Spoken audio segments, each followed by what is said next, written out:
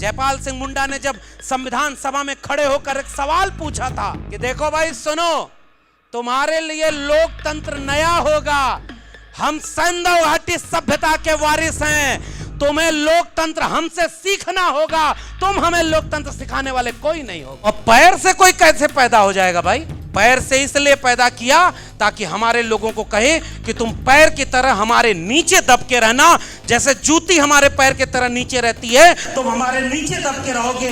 फिर इस देश में भारत का संविधान लागू हुआ और उसने कहा कि पैर पे पैदा होने का तुमने कहा था, और हमारे पुरखे के हाथ में जब कलम आई तो उसने भारत का संविधान लिख दिया कि अब सब बराबर होंगे, कोई कहीं से पैदा नहीं होगा। इसलिए आज इतिहास बनाने का दिन है, क्योंकि आज के दिन संविधान लागू हुआ। भूखे रहना, प्यासे रहना, एक रोटी कम खाना, एक कपड़ा कम पहनना, लेकिन अपने बेटा बेटी को स्कूल जरूर भेजना, यही भारत के संविधान से आपको हक मिला है। बेटा बेटी स्कूल जाएगा तो उनको मुक्ति मिलेगी। तो आज के दिन इस मुल्क के हर तानाशाह को यहां से एक पैगाम जाना चाहिए। हमारे पुरखे कुदरत से भी लड़े और उसे अपने वश में किया और उसकी पूजा करते हैं, तुम तो फिर भी इंसान हो, हम तुम्हारे जुल्म के सामने डरने वाले नहीं। तो जब आप अपनी लड़ाई लड़ते हैं तो आपके ऊपर दमन तो होगा ही। जिस मिट्टी पर पहला हक आपका हो, जिस जल जंगल जमीन पर पहला हक आपका है। और मैं याद करना चाहता हूं आज संविधान दिवस के दिन अपने इस पूरे मूल निवासी आदिवासी परंपरा को, सिद्धू कान्हू तिलका मांझी को, बाबा साहब अंबेडकर को पढ़ने से रोक दिया, क्योंकि तुम दलितों नहीं पढ़ सकते, तुम्हारा काम किताब पढ़ने का नहीं है। बाबा साहब अंबेडकर घर लौटकर अपनी मां से पूछते हैं कि मां मैं क्यों नहीं पढ़ सकता? मां बोलती है कि हम जाति में नीचे आते हैं, इसलिए हम पढ़ नहीं सकते। उन्होंने कहा कि कैसे पता चला कि हम जाति में नीचे आते हैं? तो मां ने कहा कि किसी किताब में लिखा है कि कोई पैर से पैदा हुआ था। आप समझिए, समझदार को देखिए, इस सबक को याद रखना, अगर टूट कर बिखर गए तो अगल अलग अलग सब मार दिए जाएंगे। इसलिए आज तीसरा संकल्प लेने का दिन है। हाथ उठाकर वादा करिए, शेड्यूल कास्ट, शेड्यूल ट्राइब और ओबीसी कम्युनिटी के जितने भी लोग आए हैं, हम सब एक दूसरे के सुख और दुख में एक साथ रहेंगे और मिलकर इस संविधान को बचाने की लड़ाई लड़ेंगे। हाथ उठाकर वादा करिए कि हम एकजुट रहेंगे कि नहीं रहेंगे। ये एकजुटता ही हमारी जरूरत है। ये तीसरा संकल्प आपसे लेने में आया हूं। हमारे बीच पहुंच चुके हैं पूरे देश और विश्व में घूमकर संविधान के बारे में जानकारी देने वाले डॉक्टर लक्ष्मण यादव जी। समय की घड़ी समाप्त हुई। जोरदार तालियों से स्वागत, अभिनंदन। जय जय जय जय जय भीम। स्वागत है भाई, स्वागत है। बहुत बहुत धन्यवाद संचालक महोदय। बस्तर कोंडा गांव के इस आदिवासी प्रांगण में बस्तर और आसपास से आए हुए आप सभी लोगों को मेरा क्रांतिकारी जय भीम, जय मंडल, जय संविधान है, इंकलाब जिंदाबाद है। जिम्मेदारी न्यायाना, जिम्मेदारी न्यायाना, बुढ़ाल पेन्नाना, जय जय बस्तर। तो ये आप लोगों से जुड़ाव का एक तरीका है कि हम आपके संबोधन को स्वीकार करते हैं, हम आपके इस प्रेम और इस भाषा को स्वीकार करते हैं। मुझे शुरू में ही ये दिया इन्होंने कि अगर इसे हल्बी में बोलें तो क्या कहेंगे। आज संविधान दिवस के अवसर में इथाइलो सफाए लोगों के मोचो बाटले, जय भीम, सेवा जोहार। और इसे ही अगर गोंडी में बोलेंगे तो नेंडिंगा अवले सगा तुन सेवा जोहार किंतानो, आप सबको मेरा सेवा जोहार। हमारे साथी ने जब ये सुबह सुबह हमें दिया कि भाई देखो आप तो रहने वाले हो यूपी उत्तर प्रदेश के, रहते हो दिल्ली में और पहली बार आप बस्तर आ रहे हैं,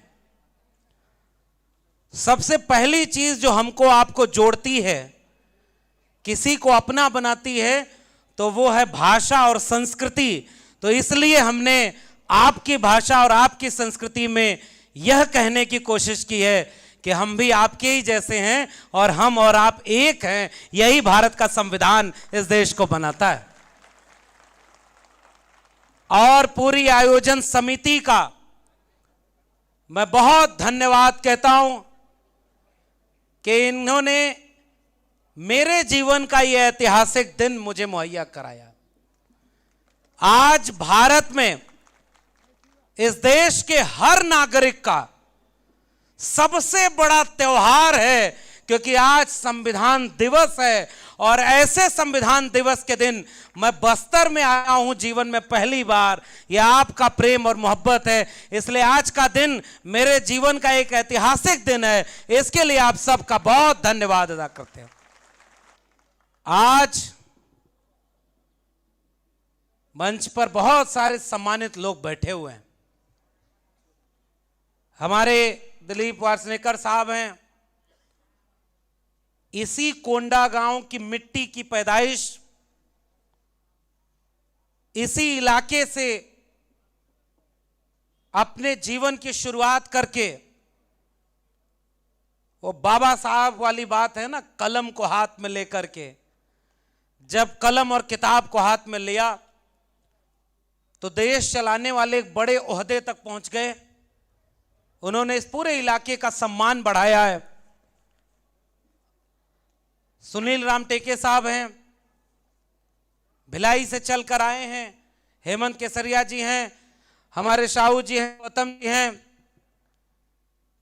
और पूरी आयोजन समिति के लोग, जिनका नाम मैं नहीं ले रहा हूं केवल इसलिए कि नाम लेने में समय जाया होगा।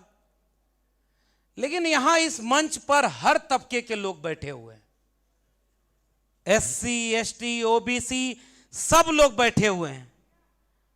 मुझे लगता है ऐसे ही एक दिन का ख्वाब हमारे पुरखे बाबा साहब अंबेडकर ने देखा होगा कि हम सब मिलकर के भारत का संविधान दिवस मनाएंगे। और इसके लिए भी पूरे आयोजन समिति बहुत धन्यवाद।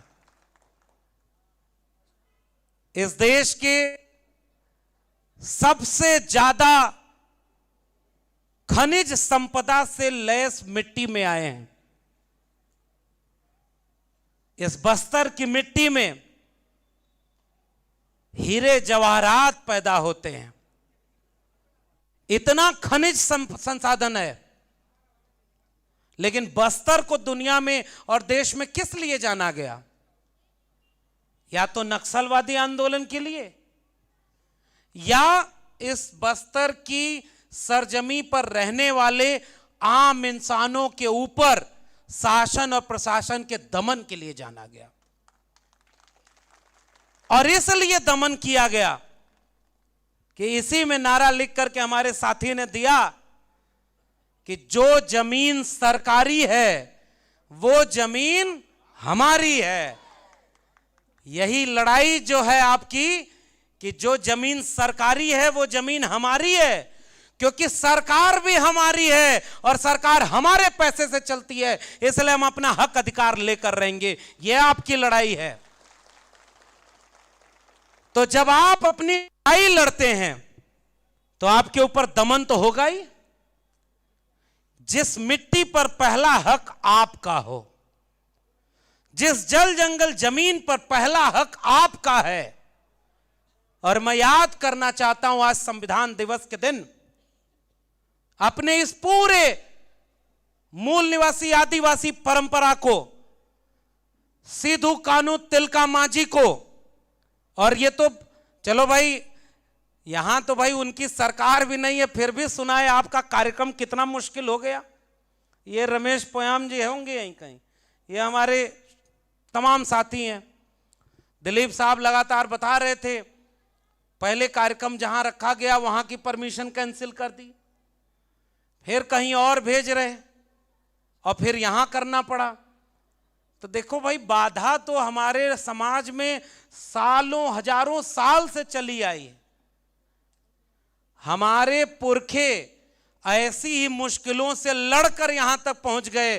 तो देखिए ना कितना शानदार कार्यक्रम यहां हो रहा है, किसी के रोके ये कार्यक्रम नहीं रुकने वाला है। ये आपकी ताकत है। ये तस्वीर भी तो जाएगी वहां। इतना बड़ा, इतना शानदार आपने भवन बनवाया। यहां से सामने जो कक्ष दिख रहा है उसका नाम आपने रखा है गुंडाधुर कक्ष। जो आदिवासी पुरखे हैं, सिद्धू कान्हू, तिलका मांझी, टंटिया मामा, बिरसा मुंडा और जयपाल सिंह मुंडा की जमीन है। तो आज के दिन इस मुल्क के हर तानाशाह को यहां से एक पैगाम जाना चाहिए। हमारे पुरखे कुदरत से भी लड़े और उसे अपने वश में किया और उसकी पूजा करते हैं। तुम तो फिर भी इंसान हो, हम तुम्हारे जुल्म के सामने डरने वाले नहीं, क्योंकि ये बाधा तो बहुत पहले से है भाई। और इसलिए मैं याद करना चाहता हूं अपने पुरखे जयपाल सिंह मुंडा को। मैं तो ओबीसी समाज से आता हूं, लेकिन देश कैसे बनता है सोचिए। एक देश भूगोल पर, नक्शे पर खींच दी गई लकीरों के बीच आने वाले जमीन के टुकड़े से देश नहीं बनता है। देश बनता है तो वहां के लोगों से बनता है, वहां के नागरिकों से बनता है। और अगर उस देश के नागरिक परेशान हैं, बेचैन हैं, तो इसका मतलब वो देश खुशहाल नहीं हो सकता। इसलिए हम उनके नागरिकों की बात करने के लिए यहां आए। एक किस्सा आपको आज के दिन, संविधान दिवस के दिन, और ये कितनी कमाल की बात है। बस्तर के लोगों, इसलिए भी आप एक दूसरे को बधाई देना। जिस समय इस देश में कुछ लोग सरकार में बैठ गए तो कहते हैं कि इस देश का संविधान बदलना है और इसे उस धर्म वाला राष्ट्र बनाना है। पहचान गए ना? पहचान गए ना? क्या उनको उनका धर्म वाला राष्ट्र बनाने देंगे? क्या संविधान को बदलने देंगे? क्या उनमें हिम्मत है? संविधान बदल पाएंगे? बाबा साहब अंबेडकर, बिरसा, फूले, पेरियार की एक भी संतान जब तक सांस लेती रहेगी, संविधान से छेड़खानी कभी नहीं होगी। इसका पैगाम आज इस देश के लोगों को जाना चाहिए। इस संविधान ने हमें बनाया है, और जिस संविधान ने हमें बनाया है, मिट जाना लेकिन उस संविधान से छेड़खानी मत होने देना, यही हमारी जिम्मेदारी है और यही हमारे पुरखों के लिए हमारी सबसे बड़ी श्रद्धांजलि है। और इसलिए यह बात हम कहने आए हैं आपसे। वक्त बहुत खराब है और आज वो लोग सरकारों में बैठे हैं जो संविधान को बदलना चाहते हैं। खुलेआम जिस दल्ले में हम रहते हैं वहां संविधान की प्रतियों को आग लगा दी गई। देखा आपने वो तस्वीरों को? संविधान की प्रतियों को आग लगाया। आज कोई जेल में है? कोई जेल में है जो संविधान जलाने वाला है? कोई जेल में है जो कहता है खुलेआम कि संविधान बदल देना चाहिए? और बस्तर के लोगों, आपसे ज्यादा कौन जानता होगा कि जो जल जंगल जमीन की लड़ाई लड़ रहा होगा, आपके अपने परिवार का बहुत सारा लोग आज जेल में बैठा होगा। उनको यहां से सलाम भेजिए, क्योंकि हमारे हिस्से का जुल्म सह करके कुछ लोग जेल में बैठे हैं। वो भी इंतजार कर रहे हैं कि ये जो लोग बाहर बैठे हैं वो इस देश के संविधान को बचाएंगे। इसलिए आज संकल्प लेने का दिन है कि हम उन्हें भी बचाएंगे जो हमारे हिस्से की लड़ाई लड़के जेल में हैं, और बाहर रख करके भारत के संविधान को बचाएंगे। इसका संकल्प लेने का आज का दिन है। बताइए, मैं आपसे गलत कह रहा हूं कि नहीं कि हमारे लोग जेल में हैं कि नहीं है? हमारे लोगों पर फर्जी मुकदमा हुआ है कि नहीं हुआ है? हमारे लोगों के ऊपर अत्याचार और दमन शोषण नहीं हो रहा है क्या? तो बताइए, अगर नहीं बोलेंगे तो कौन बोलेगा? इसलिए वो भी लड़ाई हमें लड़नी है। और इसलिए मैं कह रहा हूं, ये संविधान ने हम सबको इंसान बनाया है। इस देश में हजारों साल से लोग जब पैदा होते थे तो इंसान होते थे, और जब इस देश में पैदा हो जाते थे तो उनको कह दिया गया कि तुम ब्राह्मण हो, तुम क्षत्रिय हो, तुम वैश्य हो, तुम शूद्र हो। तुम मंदिर नहीं जा सकते, तुम पढ़ाई नहीं कर सकते, तुम तालाब से पानी नहीं पी सकते, तुम मूछ नहीं रख सकते, तुम पूरा कपड़ा नहीं पहन सकते, तुम मुख्य सड़क पर चल नहीं सकते। बताओ ये इस देश का इतिहास रहा है कि नहीं रहा है? इस देश में लोग पैदा हुए इंसान के रूप में और बांट दिया इंसान को इंसान से, जातियों में बांट दिया, धर्मों में बांट दिया। हमारे लोग ये कहते हैं कि जब तक इस देश में बहुत सारे लोग पैदा हुए, इंसान के रूप में पैदा हुए, लेकिन इंसान बराबर नहीं थे। आज का दिन जब इस देश में संविधान लागू हुआ, तो वो संविधान लागू होने के बाद से आम और आप इंसान के रूप में पैदा भी होते हैं और शान से इंसान के रूप में जीते हैं। ये नहीं संभव होता अगर इस देश में संविधान नहीं होता। ये ताकत है संविधान की। बाबा साहब डॉक्टर भीमराव अंबेडकर स्कूल में पढ़ने गए तो स्कूल से बाहर निकाल दिया कि तुम दलित हो, तुम्हें पढ़ने का अधिकार नहीं है। इस देश में सावित्रीबाई फूले, महात्मा ज्योतिराव गोविंदराव फूले स्कूल बनाने के लिए जब खड़े हुए तो पहले पिता ने घर से निकाल दिया। पता है आपको ज्योतिबा फूले का किस्सा? गांव गांव जाना, गांव वालों इस कार्यक्रम को इतना मुश्किल से कर रहे हो तो यहां जितनी बात होगी उसको गांव गांव अगर नहीं फैलाए तो इस कार्यक्रम का कोई मतलब नहीं निकलेगा। इस कार्यक्रम का कोई मतलब नहीं निकलेगा।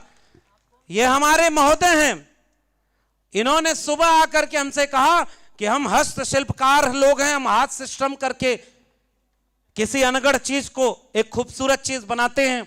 इतना खूबसूरत शिल्प दिया है। बताइए बिना मेरिट के यह संभव है क्या? बिना मेरिट के कोई एक आकार दे सकता है? इस देश में जो मेरिट वाले लोग हैं उन्होंने दुनिया को रहने लायक बनाया। किसी कुम्हार, लोहार, बढ़ई, नाई, मोची, निषाद, मल्ला, खेत में काम करने वाले लोगों ने, जंगल में काम करने वाले लोगों ने वनस्पतियां पहचानी। इसको मत खाना, खाने से जहर होता है, और इसको खा लेना ये दवाई है। ये कौन पहचान के बताया? हमारे लोगों ने तो पहचाना। इससे हम ताड़ी उतारेंगे, इससे हम इसका उपयोग करेंगे, इसको हम खाएंगे, इसको हम पहनेंगे, इसको हम ओढ़ेंगे। ये किसने बनाया? हमारे लोगों ने बताया। इस खेत में ऐसा अनाज पैदा हो सकता है, इस मौसम में ऐसी फसल होगी, ये किसने खोजा? हमारे लोगों ने खोजा। लोहे को पिघलाकर कैसे उसका आकार बदल दिया? हमारे लोगों ने बदला।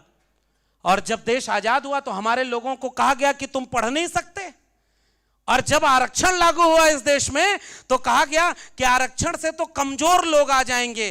अरे जब तुम्हारा आरक्षण दो ही जगह हुआ करता था, ये मंदिरों में किसका आरक्षण है? ये बताओ, वहां कौन लोग बैठे हैं? तो जाने दो, हम तुम्हारी तो बात ही नहीं करते, यहां तो हम अपनी बात करने आए।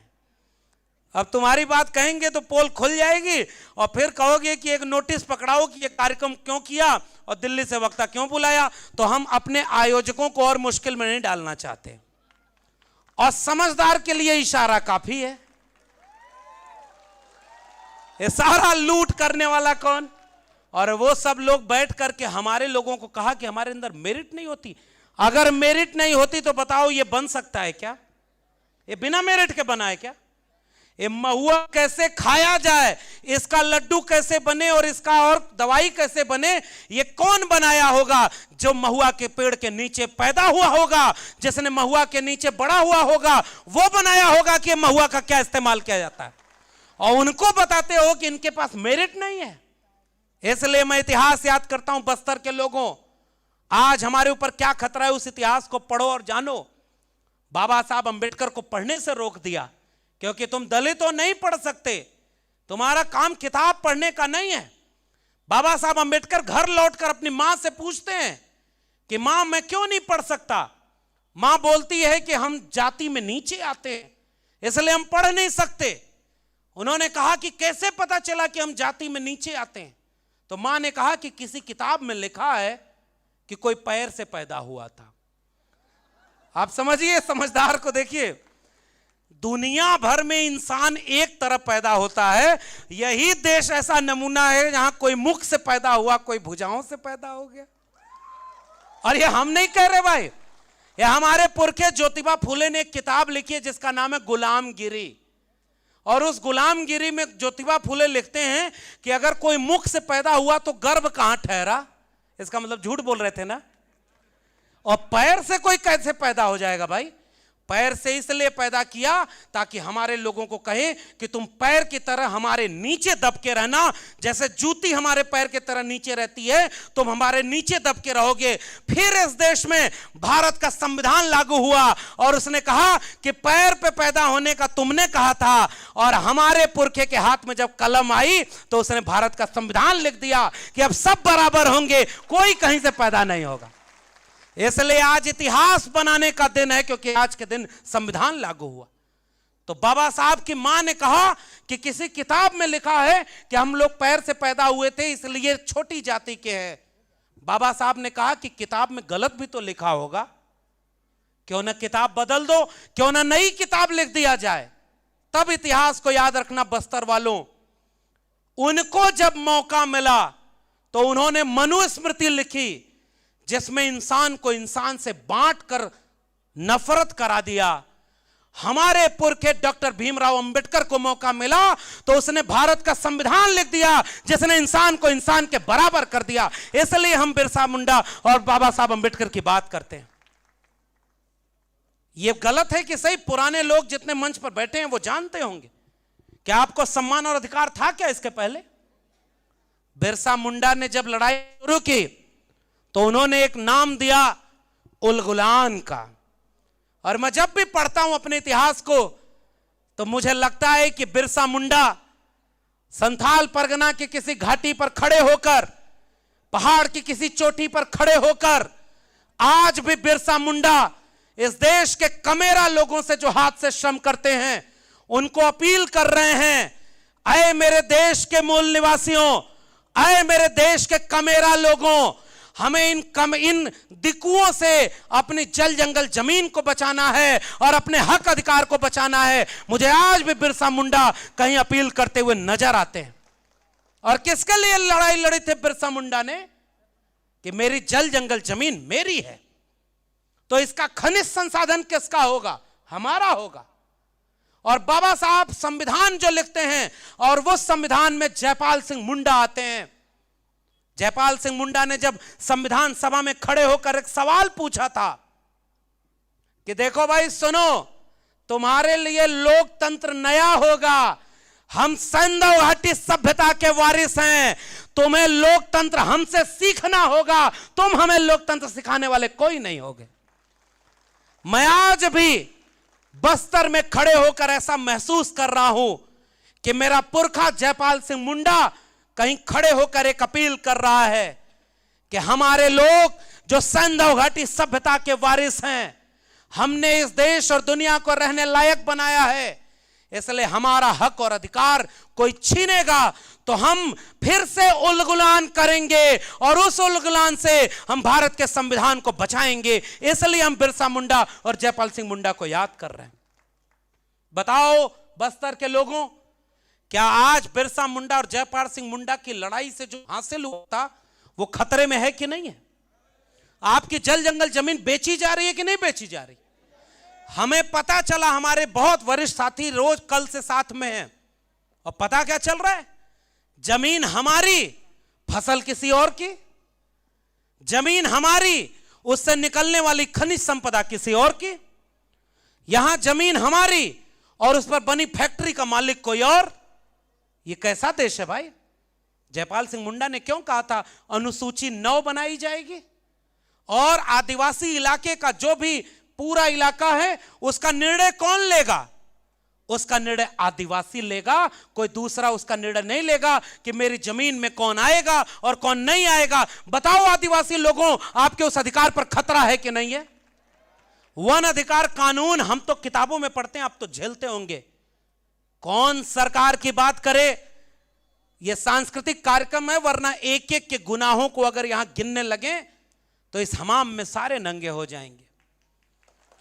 ये बस्तर के जंगलों में, ये बस्तर के जंगलों के पेड़ पौधे, नदी नाले, पर्वत पहाड़, वो हसदेव के जंगल के पर्वत पहाड़ जिस दिन उसमें बहने वाले खून का हिसाब होगा, इस देश में जितने तानाशाह और लुटेरे हैं वो सारे हमारे गुनहगार साबित होंगे। इसलिए वक्त आ गया है, आपके ऊपर जिसने जुल्म किया है उसे याद करो और एकजुट होकर के ऐसा लड़ाई लड़ो कि संविधान भी बचे और आपके आने वाले बच्चों की पीढ़ी का भविष्य भी बचे। इसलिए बस्तर और बकसवा के जंगलों से आपको एक पैगाम दिया जाएगा। इन जंगलों में सबसे ज्यादा कौन मारा गया? हमारे लोग मारे गए। इस जंगलों में लूट ली जा रही है। और आज तो संविधान दिवस का दिन है। जयपाल सिंह मुंडा ने संविधान कबूल किया था। तमाम हमारे गुंडाधर, हमारे बिरसा मुंडा, ये सारे लोगों ने कौन से भारत को आजाद करने के लिए शहीद होना पड़ा भाई? आज भी संदेह है कि बिरसा मुंडा को कौन मारा, कौन उनके खिलाफ खड़ा था। और आदिवासी समाज से आए हुए लोगों, हमसे बेहतर आप जानते होंगे, जब तक बिरसा मुंडा के साथ उनके लोग खड़े थे, जितने दिक्कू थे ना, चाहे वो अंग्रेज थे, चाहे वो सामंत और जमींदार थे, उनको पता तक नहीं चल पाया कि बिरसा मुंडा कहां है। जिस दिन उनके अपने लोगों ने उनको धोखा दिया, उस दिन जाकर के बिरसा मुंडा गिरफ्तार हुए थे। बताओ इतिहास गलत कह रहा हूं कि सही कह रहा हूं?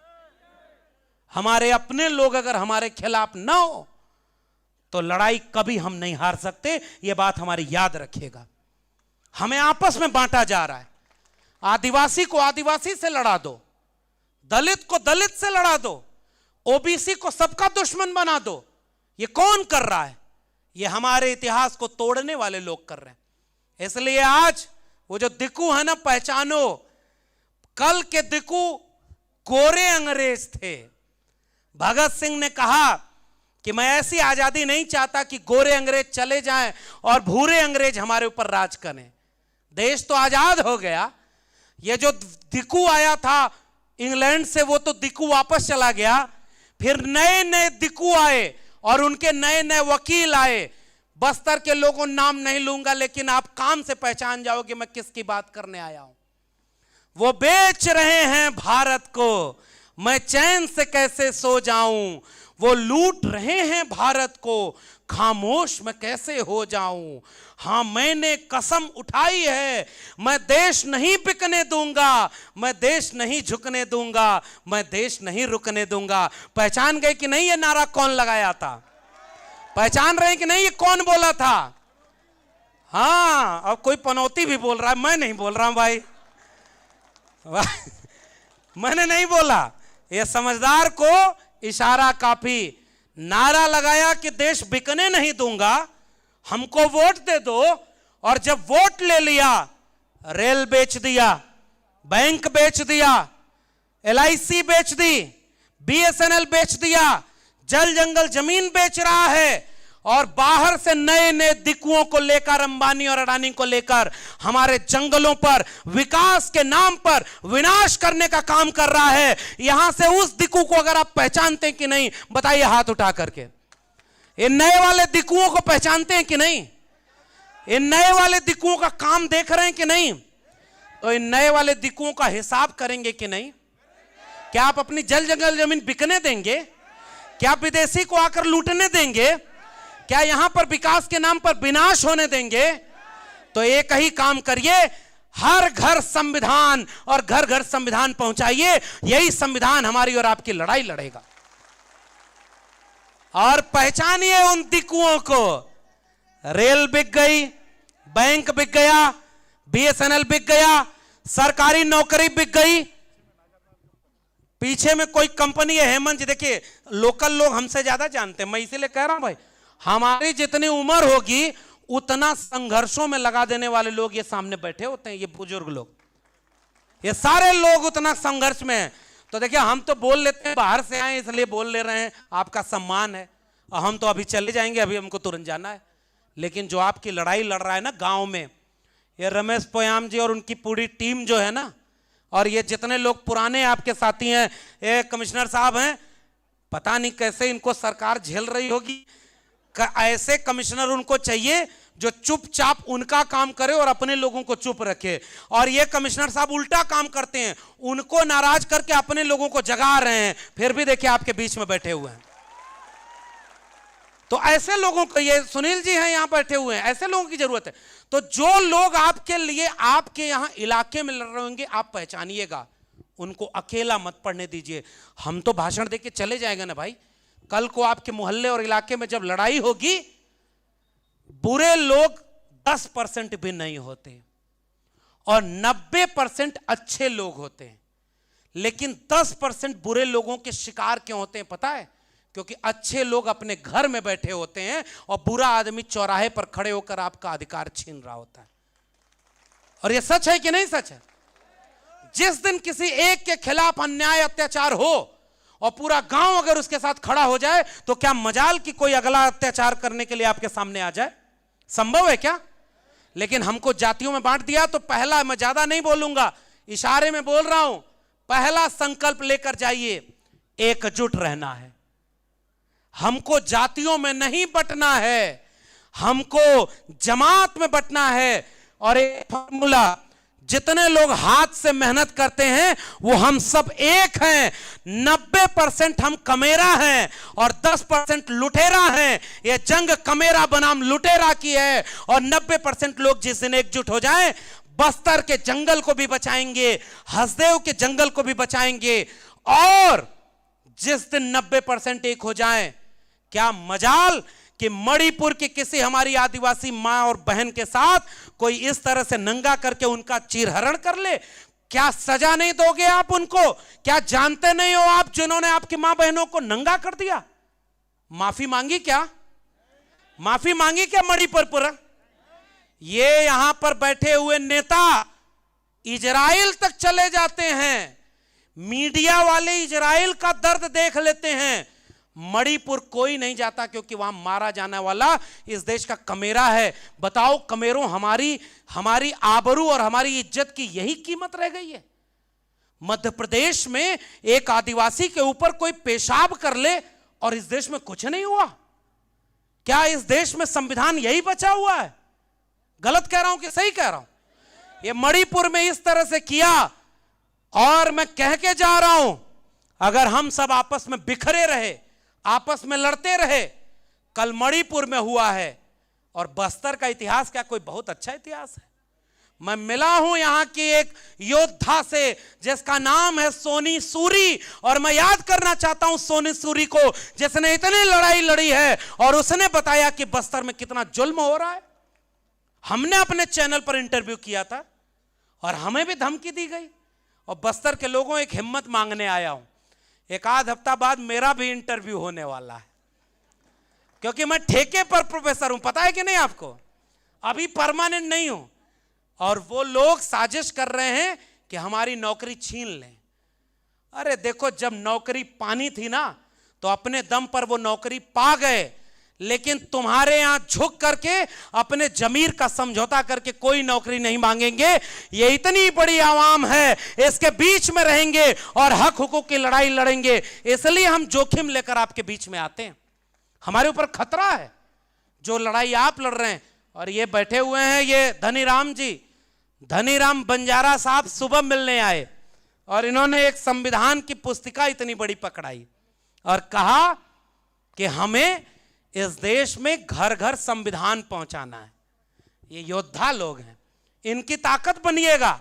ये घर घर संविधान पहुंचाने की बात करते हैं और इसलिए हम तो इनको मजबूत करने आए भाई।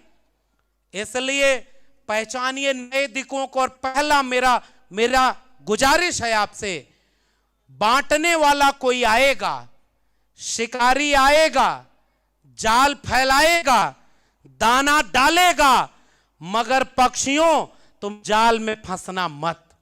ये मेरी पहली गुजारिश आपसे है। और किस चीज का दाना डाला जाएगा?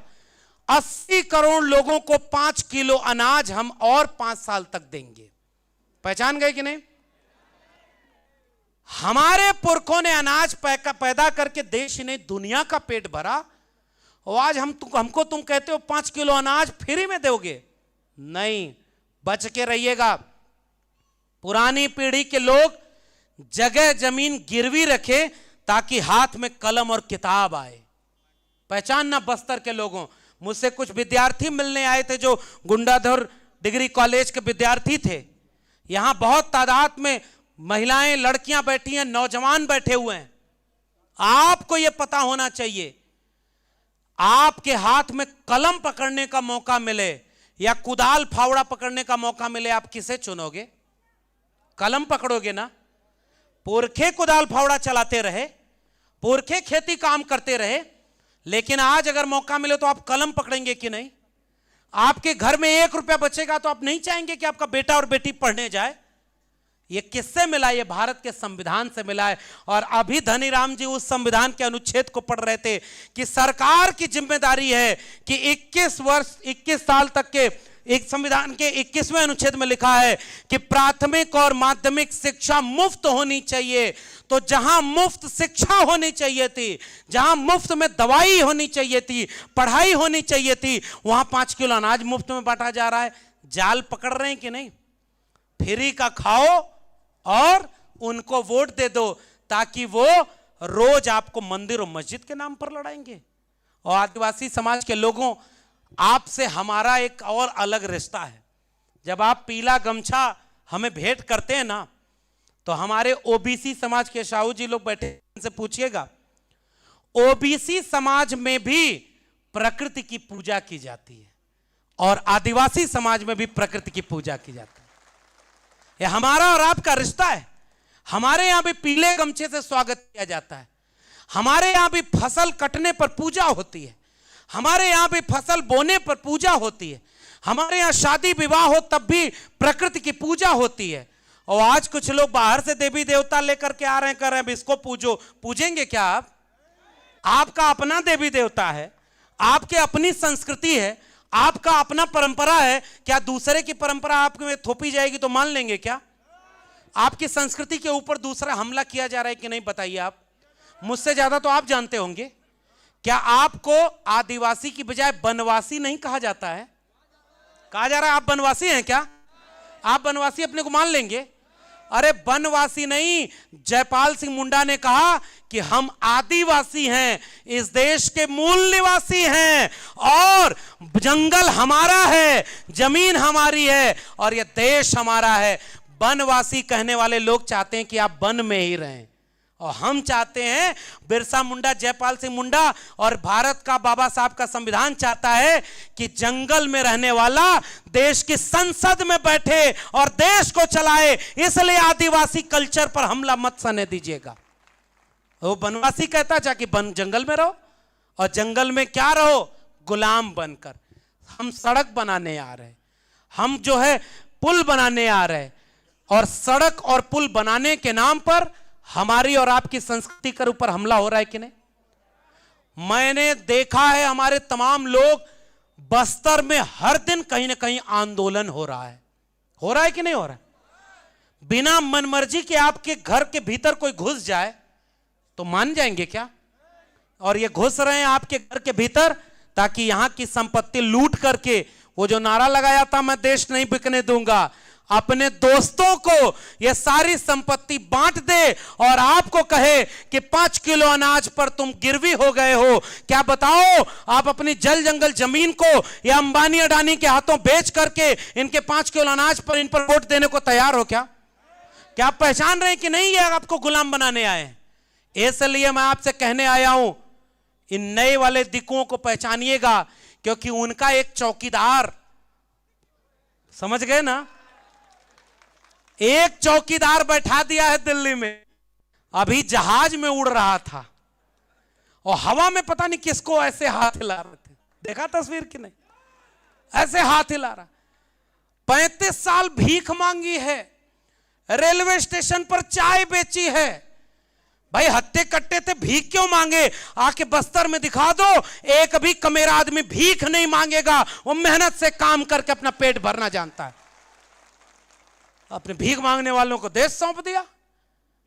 मैं और कुछ नहीं कह रहा हूं, लेकिन इशारा करना बहुत जरूरी है भाई।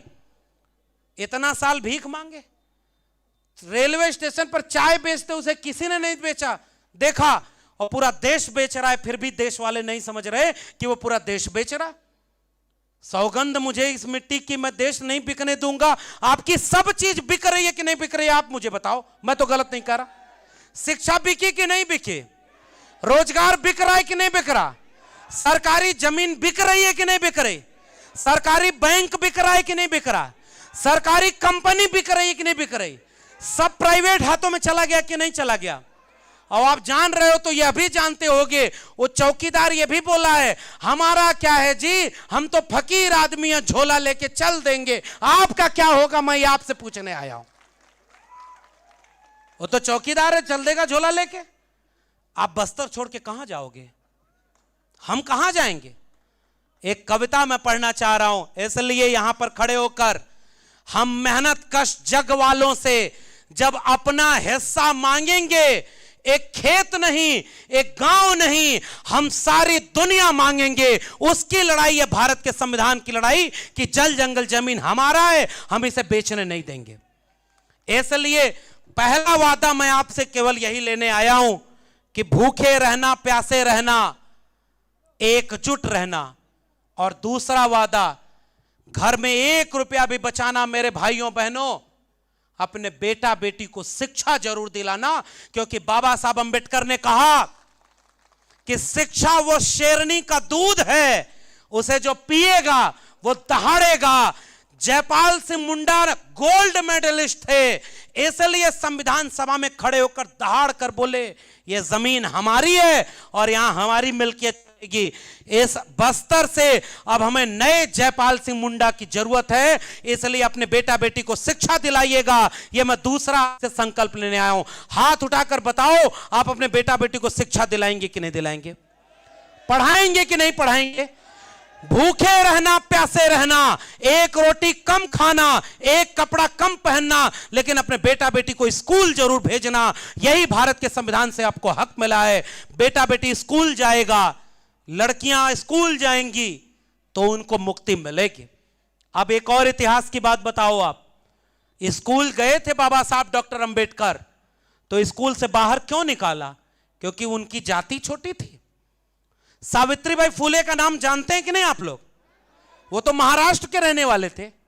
वहां पर जब उन्होंने स्कूल खोला, तो जब वो स्कूल पढ़ाने जाया करती थी, और महिलाओं को मैं खास कर यहां पर एक इतिहास बता रहा हूं, और जितनी लड़कियां आई हैं उनसे मैं कहना चाहता हूं, इस इतिहास को समझो और घर घर जाके इसको बताना।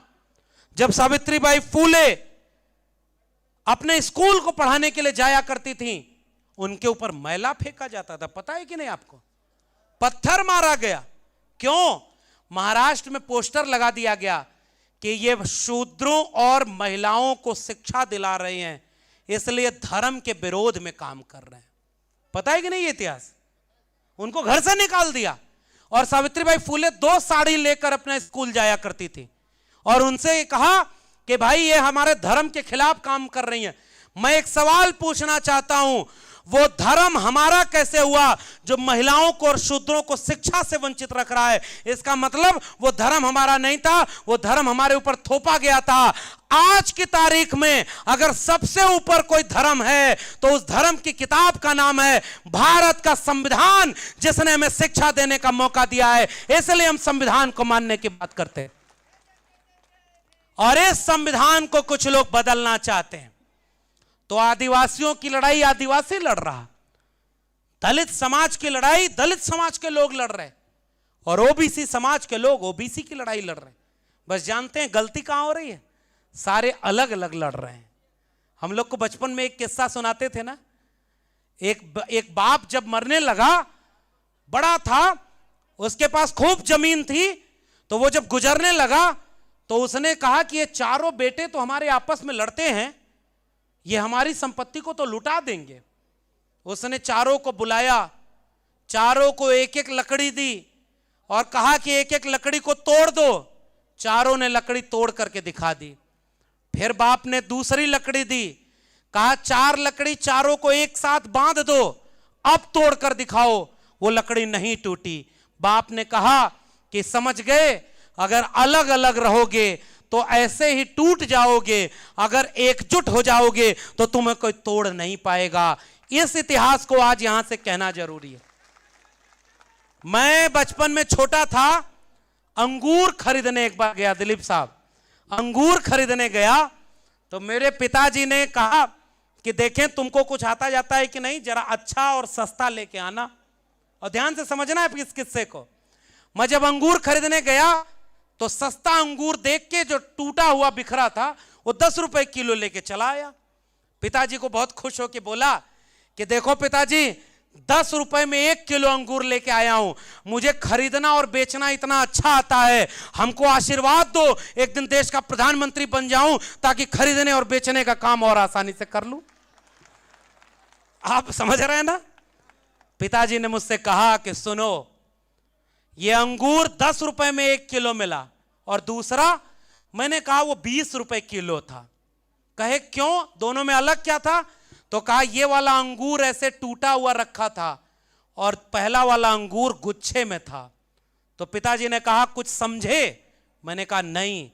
तो उन्होंने कहा कि अगर टूट के अलग अलग रहोगे तो औने पौने दाम पर खरीदे और बेचे जाओगे, अगर एकजुट होकर गुच्छे में रहोगे तो औकात ज्यादा रहेगी। इस सबक को याद रखना, अगर टूट कर बिखर गए तो अगल अलग अलग सब मार दिए जाएंगे। इसलिए आज तीसरा संकल्प लेने का दिन है। हाथ उठाकर वादा करिए, शेड्यूल कास्ट, शेड्यूल ट्राइब और ओबीसी कम्युनिटी के जितने भी लोग आए हैं, हम सब एक दूसरे के सुख और दुख में एक साथ रहेंगे और मिलकर इस संविधान को बचाने की लड़ाई लड़ेंगे। हाथ उठाकर वादा करिए कि हम एकजुट रहेंगे कि नहीं रहेंगे। ये एकजुटता ही हमारी जरूरत है। ये तीसरा संकल्प आपसे लेने में आया हूं। और क्योंकि मैंने एक बात बताई ना कि ओबीसी समाज का पूरा हक हमारी और आपकी बराबरी का हक है। हम भी खेत में काम करने वाले, हम भी हाथ से मेहनत करने वाले, हम भी कुम्हार लोहार बढ़ई नाई मोची, और आप भी खेत में काम करने वाले, जल जंगल जमीन का काम करने वाले, हाथ से श्रम करने वाले। तो हमारी और आप में कोई अलगाव है क्या? कोई अंतर है क्या? बाबा साहब अंबेडकर ने जब संविधान बनाया तो आदिवासियों के लिए जैसे 9वीं अनुसूची दी और यह कहा कि आदिवासी इलाके में कानून आदिवासी बनाएगा, उसकी ग्राम सभा से कोई छेड़खानी नहीं होगी। यह अधिकार मिला कि नहीं? और तमाम जगहों पर वो अधिकार बाबा साहब के संविधान से मिला है। वैसे ही ओबीसी समाज को भी बाबा साहब के संविधान से अधिकार मिला है कि नहीं? अनुच्छेद 115(4), अनुच्छेद 16(4) और अनुच्छेद 340 जो इस देश के संविधान का है, वो कहता है कि इस देश में हर गरीब कमजोर जो पिछड़ गया है उसको सामाजिक और शैक्षणिक रूप से एक आयोग बनेगा जो उनको पहले जांच करेगा कि वो कितने पिछड़ गए हैं, उसका अधिकार उनको देगा। बताओ ओबीसी समाज के लोगों, आपको संविधान में हक देने का काम बाबा साहब डॉक्टर भीमराव अंबेडकर ने किया है कि नहीं किया है? तो बताओ बाबा साहब अंबेडकर ओबीसी समाज के भी नायक हैं कि नहीं? इस बात को गांव-गांव पहुंचाने की जरूरत है। मैं ओबीसी से आता हूं, लेकिन मेरे नायक जब मैं कहता हूं कि गुंडाधर हैं, शहीद वीर नारायण सिंह जी हैं, तिलका मांझी सिद्धू कानू हैं, बिरसा मुंडा जयपाल सिंह मुंडा हैं, तब एक भारत बनता है। मैं ओबीसी समाज से आकर लोगों को समझाता हूं कि ओबीसी भी जिस दिन बोलने लगे कि हमारे नायक बाबा साहब डॉक्टर भीमराव अंबेडकर हैं, तब एक नया भारत बनता है। और जब आदिवासी और दलित और पिछड़े तीनों मिलकर के बोलेंगे कि ये बिरसा, फूले, अंबेडकर, पेरियार हम सबके नायक हैं और सबको मिलाकर हमारी एक किताब है भारत का संविधान, तो संविधान से एक नया भारत बनता है। आज इसका संकल्प लेकर जाओ, जो संविधान बदलना चाहते हैं उनको ही कुर्सी से बदल दो ताकि उनको दोबारा सरकार में मौका न मिले। अब जाते जाते 2 ही चीज बताऊंगा। अगर शिक्षा रहेगी तो अंधविश्वास और पाखंड से बचेंगे कि नहीं बचेंगे? बचेंगे। आपके यहां मैं आया पिछली बार, ये गए थे, इन्होंने हेमंत जी लेके गए, तुए गोंदी विश्व आदिवासी दिवस पर मैं आया था। आज संविधान दिवस पर आया हूं। छत्तीसगढ़ के लोगों का विशेष प्रेम है, क्योंकि यहां कुछ दिन पहले मुझे पता चला कि कोई बाबा ओबा घूम रहा है, वो कहता है 1 लोटा जल सभी समस्याओं का हल। आपकी तरफ तो नहीं ना आया? बचाइएगा भाई अपना जल जंगल जमीन ऐसे बाबाओं से, क्योंकि इस दुनिया में कोई बाबा हुआ तो एक बाबा है, वो है बाबा साहब डॉक्टर भीमराव अंबेडकर, और दूसरा कोई बाबा कबूल नहीं। इस पाखंड से बचिएगा। एक लोटा जल सभी समस्याओं का हल। अच्छा, जब सभी समस्याओं का हल तुम्हारे लोटा के जल में है तो भारत का रुपया क्यों गिर रहा है भाई? गरीबी रेखा के नीचे 80 करोड़ लोग क्यों चले गए? चंद्रयान 2 फेल क्यों हो गया? पेट्रोल 100 रुपया क्यों मिल रहा है? अच्छा, सुरंग में फंसे हैं कुछ लोग, अभी बताइए। उत्तरकाशी में हमारे लोग होंगे, आप खोजेंगे तो मेहनत करने वाले लोग हमारे लोग होंगे, और आज भी उनको निकाल नहीं पा रहे। क्यों? उनके लोटे का जल सूख गया। आज इस देश में गरीबी रेखा के नीचे रहने वाले लोग सबसे ज्यादा है ना। हैप्पीनेस इंडेक्स में भारत पिछड़ गया। 45 साल में सबसे ज्यादा बेरोजगारी भारत में। शिक्षा से बिना भारत में सबसे ज्यादा कमजोर लोग। और बाबा सब घूम करके कह रहा है एक लोटा जल सभी समस्याओं का हल। एक और नमूना बाबा मिला, वो मध्य प्रदेश का है, उधर उधर घूमता है। और नौजवानों ये बात सुनो, तुम्हारे काम की है पाखंड और अंधविश्वास से कैसे बचना है। वो कथा सुनाते हुए कहता है कि जब आपके बच्चे का परीक्षा हो, इम्तिहान हो, और आपका बच्चा पास ना हो पाए, पढ़ने में कमजोर हो, तो बेलपत्री लेना, उस पर शहद लगाना और उसको एक जगह लगा देना, आपका बेटा पास हो जाएगा। कुछ दिन बाद अखबार में खबर छपी, उस कथावाचक का अपना बेटा 8वीं में फेल हो गया। बताओ भाई। अजय, एक और कथा सुनिए। मैं भाई समझदार को इशारा काफी, मैं किसी के खिलाफ नहीं बोल रहा। मैं पता चला दिलीप साहब तो अभी चले जाएंगे, आयोजक सब परेशान हो जाएंगे कि बात तो संविधान की करनी थी, तो ये तो कुछ और हमला करके गए। अब मैं संविधान की बात करके, धनीराम जी बैठे हुए बताएंगे, घर जाके पढ़ना। संविधान का अनुच्छेद 51A कहता है कि जब नया भारत बनेगा तो नए भारत में हम लोगों को वैज्ञानिक चेतना से संपन्न करेंगे, ताकि नई पीढ़ी ज्ञान, विज्ञान और अनुसंधान की बात करे। और हमारे भारत को क्या अंधविश्वास और पाखंडी जा रहा? और अगर इस देश को पाखंडी बनाया जा रहा है तो हमारी जिम्मेदारी है कि नहीं कि हम उनको वैज्ञानिक चेतना से युक्त करें? करने की जिम्मेदारी हमारी है कि नहीं? और हमारे गांव में एक किस्सा चलता है, सुनना आप। अब आखिरी के 2-3 किस्सा सुनाकर फिर विदा लूंगा और लोग बोलेंगे। किस्सा बड़ा मजेदार है, सुनिएगा जरूर। एक आदमी जो मुख से पैदा हुआ था कहता है कि मैं भगवान का अवतार हूं धरती पर। समझ गए ना किसकी बात कर रहा हूं? नाम नहीं लूंगा मैं, किसी के खिलाफ नहीं बोलूंगा। तो गांव में वही बैठा रहता था और महात्मा ज्योतिराव गोविंदराव फूले ने वो लिखा है किस्सा। उस नाटक का नाम है तृतीय रत्न। एक आदमी बड़ा परेशान हुआ, उसकी बीबी ने कहा कि जीवन में बड़ा कष्ट है, नौकरी चली गई, घर में खाने को नहीं, और जाते जरा कुछ कुंडली उंडली दिखा लेते, हो सकता है कुछ गड़बड़ ग्रह दशा हो गई हो। अब आदमी, बीबी ने कहा कि जाओ, तो पति भी दोनों लोग चले गए। तो वो जाकर उनकी कुंडली दिखाया तो उधर से वो आदमी बोला, शनि ग्रह तुम्हारा ठीक जगह पर नहीं है, इसलिए तुम्हारे जीवन में कष्ट है बच्चा। अब समझिएगा इस बात को। अब कुंडली देख के बोला शनि ग्रह ठीक नहीं है। अरे भाई, शनि ग्रह कितनी दूर है पता ही नहीं, और यहां से पतरा देख करके यहां से ग्रह दशा देख लेते हैं।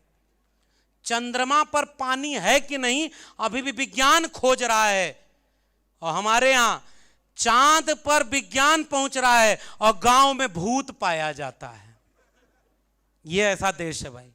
वो आदमी गया, कुंडली दिखाया, उसके बाद कहा कि शनि ग्रह ठीक आ जाएगा तो तुम्हारा जीवन का कष्ट मिट जाएगा बच्चा।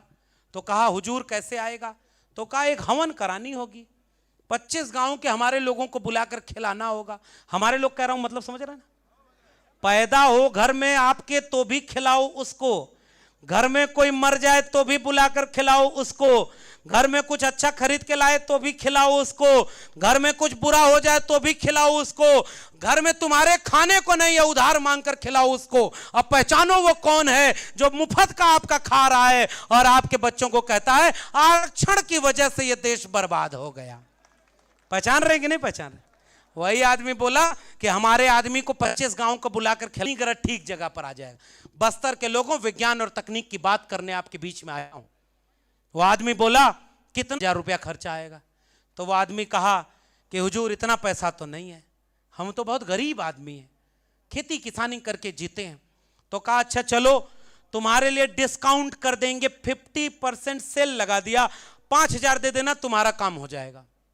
बार्गेनिंग चल रही है, ध्यान से समझिएगा। वो आदमी बोला नहीं हुजूर 5000 भी नहीं है। उसने कहा अच्छा 1000 रुपए दे देना, 1 महीने की हवन करा दूंगा, ठीक हो जाओगे। उसने कहा 1000 रुपए भी नहीं है। वो आदमी बोला कि अच्छा 100 रुपया कुछ दक्षिणा दे दो, एक मंत्र दे देता हूं, इसका जाप करते रहना, शनि कंट्रोल रहेगा। वो आदमी खड़ा होकर अपनी जेब निकाल कर दिखाया कि हुजूर मेरी जेब में एक फूटी कौड़ी नहीं है। दूसरा आदमी नाराज होकर खड़ा हुआ, बोला जब तेरी जेब में एक फूटी कौड़ी नहीं है तो जा बेटा, शनि तेरा कुछ नहीं बिगाड़ पाएगा। समझ रहे हैं कि नहीं? निशाना कहां है? आपकी कमाई। और नोटबंदी हुई थी, 500 1000 की नोट बंद हो गई, तो एक आदमी जिसके पास कुछ था जो बैंक में नहीं रख सकता था, सोचा जाऊं और वहां पर देवता को चढ़ाऊं, और धकाधक पुरानी वाली नोट चढ़ा दिया कि देवता खुश हो जाएंगे तो मेरा यह लोक तो बन ही गया, परलोक भी बन जाएगा। और जल्दी जल्दी पुरानी वाली बंद हुई वाली नोट चढ़ाने लगा। बीच में अचानक एक आदमी खड़ा हुआ और कहा, रे मूर्ख, ये नोट तो बंद हो गई है। तो वो आदमी बोला, धीरे बोलो, तुमको पता है नोट बंद हो गई है, हमको पता है नोट बंद, उनको थोड़ा ही पता है नोट बंद हो गई है। समझिएगा इसको। तब वो आदमी जोर से चीख कर बोला, अरे ये नोट वो थोड़े ही लेते हैं कि उनको पता होगा, जो लेता है उसको पता है कि नोट बंद हो गई है और इसको मत चढ़ाओ। इस खेल को समझो आप। आपके मेहनत की कमाई कोई लूट कर ले गया और आप ही को डरा कर कहता है कि बच्चों को पढ़ाना मत, नहीं तो बच्चा बिगड़ जाएगा। आप उनसे कहो आपको शिक्षा का अधिकार मिला तो किससे? संविधान से। बताओ सही कर रहा हूं गलत? आपको मनुष्य होने का अधिकार किससे मिला? जोर से बोलिए। पढ़ने का अधिकार किससे मिला? ये चश्मा पहनने का अधिकार किससे मिला? मूछ रखने का अधिकार किससे मिला? हक की लड़ाई लड़ने का अधिकार किससे मिला? और मुख्य सड़क पर चलने का अधिकार किससे मिला? तो तुम्हें दिया होगा। इस देश में मंदिरों मस्जिदों ने लोगों को धनवान और अमीर बनाया होगा, सम्मान दिया होगा। इस देश के कमेरा लोगों को सम्मान देने का काम इस देश के संविधान ने किया है। इसलिए सबसे बड़ी किताब अगर कोई है तो भारत का संविधान है, और उसको पूजना हो तो पूजिए और पढ़ना हो तो पढ़िएगा। इसलिए मैं आपसे कहने आया हूं, अंधविश्वास और पाखंड से बचिएगा। भारत का संविधान आपको शिक्षा देने की बात करता है, और गांव में जाकर केवल यही बात समझाइएगा कि अगर शिक्षा नहीं होगी तो जागरूकता कैसे आएगी, और शिक्षा नहीं होगी तो हमको पता ही नहीं होगा कि हमारे लोग काम कैसे करेंगे और कैसे उस काम से बनाकर खाएंगे पिएंगे। इसलिए मैं एक बात कहने आया हूं, इस बात को और गंभीरता समझिए। भोजपुरी समझते हैं क्या आप लोग? ये देखिए किताब है, और ये अभी कमिश्नर साहब ने कहा, मैं इसके बारे में भी बोलना चाहता हूं। कोई और आपसे एक बात और बताऊं आपको, आप सबसे ज्यादा सम्मान किसका करते हैं पता है? नेताओं का, जो आपके काम उतना नहीं आता, या बड़े बड़े अधिकारियों का। आप पहचानिएगा जो आपके गांव में आपकी लड़ाई लड़ रहा है, आप उसका कितना सम्मान करते हैं, इसको जानने की जरूरत है। और बहुत सारे नेता और अधिकारी हुए होंगे, उनको आपसे मतलब नहीं, लेकिन जब ये दिलीप वासनेकर साहब हैं, इन्होंने कहा मेरे पास भारत के संविधान की कुछ किताबें ले आया हूं और मैं मुफ्त में लोगों को बांटूंगा ताकि ये किताब गांव गांव पहुंचे और लोग इसको पढ़ें और अपने अधिकार को जाने। ऐसे लोगों को सैल्यूट करिए, ये आपके बच्चों के भविष्य को बचाने की काम कर रहे हैं। इसलिए ये किताब है। और बाबा साहब की जीवनी मेरी सबसे प्रिय किताब में से ये है, बाबा साहब की जीवनी, और इसको भी आपके बीच में बांट रहे हैं। एक किताब जाए तो पढ़ करके इसको किसी और को दे दीजिएगा, इस किताब को किसी और को बांट दीजिएगा, ताकि ज्ञान की रोशनी गांव गांव फैले। और इसलिए बस्तर के लोगों, आज आपने संविधान दिवस किया है। आज मैं एक बार फिर से, बैठे रहिएगा, सबको मिलेगा। एक बार फिर से मैं चाहूंगा कि ये जो पूरी आयोजन समिति है, कहां गए वो पोयाम जी, रमेश पोयाम जी कहां हैं? ये हैं भाई साहब, ये हैं। और वो शिल्पकार जी, इन लोगों के लिए एक बार जोरदार ताली बजाइए, क्योंकि इन लोगों ने बहुत मेहनत की। और ये जितने सम्मानित लोग मंच पर बैठे हुए हैं, इन सब को सुनिएगा। और अभी आज ही मैं, दरअसल जल्दी मुझे लौटना है, मुझे रायपुर पहुंचना है, और जितने भी वक्ता मंच पर बैठे हुए हैं, ये सारे लोग अभी मंच पर बैठे रहेंगे। मेरा तो मन था कि मैं चलकर बस्तर घूमूं, आपके साथ कुछ दिन जंगल में रहूं। चलें? तो आज ही एक वादा रहा, आज तो लौटने का टिकट है, लेकिन बहुत जल्दी आपके बीच में आएंगे और जगदलपुर से लेकर के आगे तक कई दिन रहकर आपके जंगल को नजदीक से देखेंगे और आपके साथ बैठकर खाना खाएंगे।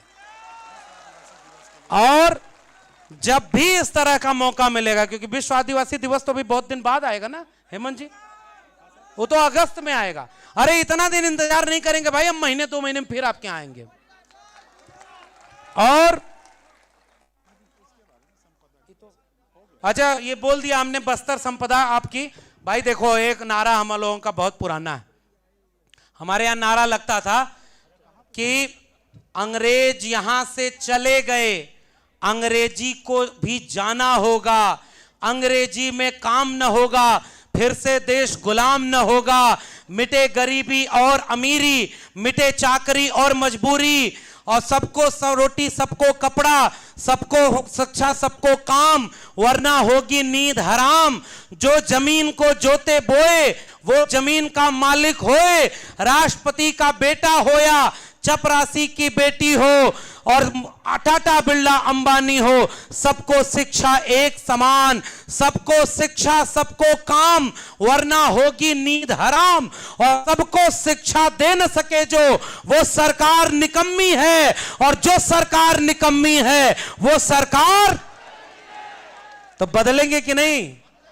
यहां वाली बात नहीं कर रहा हूं, यहां तो चुनाव हो गया, इस पर मैं कुछ बोल भी नहीं रहा। लेकिन जाते जाते बस्तर के लोगों, इस देश की सबसे पुरानी जमीन से खड़े होकर पूरे देश और आपके माध्यम से पूरे देश के लोगों को एक पैगाम, आखिरी पैगाम देना चाहता हूं। भारत का संविधान था तो हम यहां तक पहुंच गए। भारत का संविधान था तो भारत का संविधान है, और वहां तक आप इतने लोग यहां पहुंच गए। आपको रोका गया ना कार्यक्रम करने से, आपकी जगह छीन ली गई ना, इसीलिए क्योंकि इतने लोग आकर जागरूक हो जाएं। अभी ये जितने आयोजक हैं इन्हीं को मैं कह रहा हूं, कल एक यहीं कथा भागवत का कार्यक्रम कर लो, नाच गाने का कार्यक्रम कर लो, बिना मांगे परमिशन मिल जाएगी और इसका 10 गुना भीड़ वहां आ जाएगी। गलत कह रहा हूं, सही कह रहा हूं? ये पाखंड देखने के लिए हमारे लोगों को परमिशन नहीं लेने की जरूरत है। देश में कुछ भी कर लो, परमिशन लेने की जरूरत है। और इस देश के आदिवासी, SC, ST, OBC संविधान दिवस मना रहे हैं तो परमिशन लेने की जरूरत है? अरे इस देश में अभी इतना संविधान तो बचा है कि उस संविधान का दिवस मनाने से दुनिया की कोई ताकत हमें नहीं रोक सकती। वो संविधान दिवस हम मनाएंगे और यह आपकी ताकत है। मुझे बिल्कुल अंदाजा नहीं था कि आप जब आपकी जगह छीन ली, आप यहां पर पता नहीं कैसे आएंगे। इतनी तेज धूप है, इस धूप में इतने लोग हैं। मैं झुक करके आपको सलाम करता हूं कि आपकी हिम्मत से मैं हिम्मत लेकर जा रहा हूं। और मैं जाते जाते गुजारिश करने जा रहा हूं, मुझे वादा करेंगे कि नहीं करेंगे? एक बात बताइए। बस्तर के लोगों, हमें पता चला है कि आप जब तक न चाहो तो रायपुर में कौन मुख्यमंत्री बनेगा नहीं बैठ पाता। सही है कि गलत है? तो बस्तर के लोगों, यह भी मानो जब तक आप नहीं चाहेंगे तब तक दिल्ली की कुर्सी पर कौन बैठेगा कौन नहीं, यह अभी तय नहीं होगा। बताओ, यह हिम्मत है आप में कि नहीं? यहां वादा करोगे कि नहीं? दिल्ली की कुर्सी पर 24 में क्या आप उन्हें बैठने दोगे जो संविधान को बदलना चाहते हैं? जोर से बोलो, क्या आप उन्हें बैठने दोगे? जो संविधान को बदलना चाहते हैं उनको माफ करेंगे? आप उन्हें वापस सत्ता में बैठने देना चाहते हैं? तो वादा करिए 2024 के चुनाव के पहले, क्योंकि एक बात मैं राजनीतिक बात इसलिए कह के जा रहा हूं, मान लो 2024 के बाद संविधान से छेड़खानी कर दी गई, अगली बार संविधान दिवस कौन मनाने आएगा? मना पाएंगे क्या? संविधान दिवस मनाने के लिए जरूरी है कि इस देश में संविधान बचा रहे, और संविधान ने हमें बनाया है। तो आओ वादा करें कि अपने लहू के आखिरी कतरे तक भी इस देश के संविधान को बचाएंगे और उससे छेड़खानी नहीं होने देंगे। इसका वादा आज यहां करने की जरूरत है। संविधान था तो हम हैं, संविधान रहेगा तो भी हम बचेंगे। आने वाली पीढ़ियां आपसे एक सवाल पूछेंगी। ये आखिरी बात कह रहा हूं, एक जंगल में आग लगी, चिड़िया उस पे पेड़ पर जलने लगी, उड़ नहीं रही थी। एक कवि ने पूछा कि आग लगी इस वृक्ष को, जलने लागे पात, उड़ते क्यों नहीं पक्षियों जब पंख तुम्हारे पास। इसका मतलब समझ गए कि नहीं? समझ गए? इस पेड़ को आग लग गई, जंगल को आग लग गई, तो तुम पक्षियों इस पर जल रहे हो। उड़ते क्यों नहीं, उड़ के भाग क्यों नहीं जाते? क्योंकि तुम्हारे पास तो पंख है। उन चिड़ियों ने क्या जवाब दिया बस्तर के लोगों, इसे गांव गांव पहुंचाना। फल खाएं इस वृक्ष का और गंदे कीने पात, धर्म हमारा यही है जलें इसी के साथ। जिस पेड़ का हमने फल खाया है, आज उसे आग लग गई तो छोड़कर भाग जाएं? आप सोच के बताओ कि जिस पेड़ का हमने फल खाया, उस पेड़ को कोई काटने आएगा तो बचाओगे नहीं। और बस्तर के लोगों को यह बात सिखाने की जरूरत है। इस दुनिया में पर्यावरण बचाए क्योंकि आदिवासी बचे हैं। इस दुनिया को रहने लायक अगर कोई बचाया है तो इस देश के दुनिया के आदिवासियों ने बचाया। और आदिवासियों को कहा जाता है कि जल जंगल जमीन तुम्हारी नहीं है, इसलिए उस चिड़िया के पैगाम को घर घर पहुंचाइएगा। देश में लोकतंत्र है तब ना हम हैं, देश में संविधान है तब हम SC ST OBC सब मिलकर बैठे हैं ना। संविधान नहीं रहेगा तो हम कहां रहेंगे? इसलिए जंगल में जब आग लगी तो उसी जंगल में एक चिड़िया अपनी चोंच के बूंद से पानी गिरा के आग बुझाने जाती और फिर वापस आके पानी लेती और फिर जाकर आग पर पानी बुझाती। पक्षी सब हंसने लगे देखकर कि चिड़िया, इतनी बड़ी आग लगी है जंगल की, तुम्हारे एक चोंच के पानी से वो आग जंगल की बुझ जाएगी। मेरा आखिरी पैगाम है बस्तर के लोगों और पूरी आयोजन समिति और तमाम लोगों से, इनके बिहाफ पर बोल रहा हूं, अगली बार जब कोई कार्यक्रम करने आए तो तन से, मन से, धन से इनकी मदद करना कि अगली बार 2 महीने के बाद, जनवरी के बाद आप फिर बुलाना बस्तर में, मैं आऊंगा और इतना बड़ा कार्यक्रम करो कि वहां 50,000 के लोग बैठे रहें, तब जाकर के हमारा पैगाम दूर तक जाएगा। तो हर तरह से इनकी मदद करना। ये जितने लोग यहां पर बैठे हैं सब अपने अपने इलाके के लड़ने वाले लोग होंगे। मैं नहीं सबको जानता, लेकिन इतना जरूर जानता हूं कि कोई नौकरी दांव पर रखकर बैठा होगा, कोई घर परिवार दांव पर रखकर बैठा होगा, कोई अपना तमाम चीजें दांव पर रखकर बैठा होगा। इनकी हिम्मत बनिएगा। आपके इलाके में किसी के साथ कोई भेदभाव हो, उसके साथ कंधे से कंधा मिलाकर खड़े होना। OBC समाज के लोगों, आदिवासियों के साथ खड़े होना। शेड्यूल कास्ट समाज के लोगों, OBC के साथ खड़े होना। और मुझे भरोसा है कि आदिवासी तो हम सब के साथ खड़े ही होते हैं, वो खड़े हैं हमारे साथ, और हम सब एक दूसरे के साथ खड़े हों, क्योंकि हम सब मिलकर एक कोशिश कर रहे हैं। और यह आखिरी वाक्य है संविधान बचाने का वाक्य, कि जब उस चिड़िया पर सारे जंगल के पक्षी हंस रहे थे कि तुम्हारी चोंच के बूंद से, पानी से ये जंगल की आग थोड़े बुझेगी, चिड़िया ने पलटकर कहा, मुझे पता है कि ये जंगल की आग मेरी चोंच के एक बूंद पानी से नहीं बुझेगी, मगर जब इस जंगल के आग का इतिहास लिखा जाएगा तो मेरा नाम आग लगाने वालों में नहीं, आग बुझाने वालों में शामिल होगा। इसलिए मैं इस देश में संविधान को बचाने की लड़ाई हो, लोकतंत्र को बचाने की लड़ाई है, आरक्षण को बचाने की लड़ाई है, जल जंगल जमीन को बचाने की लड़ाई है, हम सब उस एक बूंद पानी की तरह उस आग के खिलाफ खड़े हैं, लड़ेंगे, जीतेंगे। आप सब ने मुझे इतना प्यार और मोहब्बत दिया, आप सबको जय भीम, जय मंडल, जोहार पन्ना, बुढ़ा पन्ना, तमाम लोगों को क्रांतिकारी इस्तकबाल, बहुत बहुत धन्यवाद।